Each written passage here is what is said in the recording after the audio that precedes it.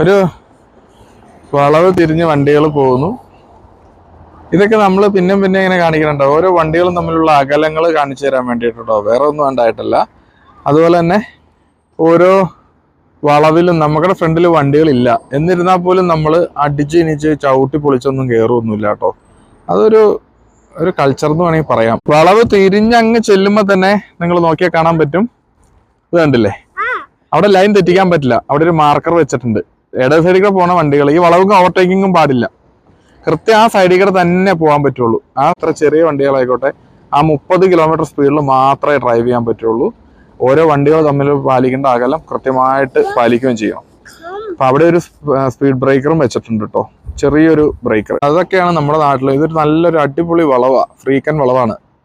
അപ്പോൾ ആ ഫ്രീക്കൻ വളവിലേക്ക് വണ്ടികൾ നോക്കിക്കോ, 30 മൈലാണ് ഇവിടുത്തെ മാക്സിമം സ്പീഡ്. 30 മൈൽ എന്ന് പറഞ്ഞാൽ 45 കിലോമീറ്റർ സ്പീഡ്.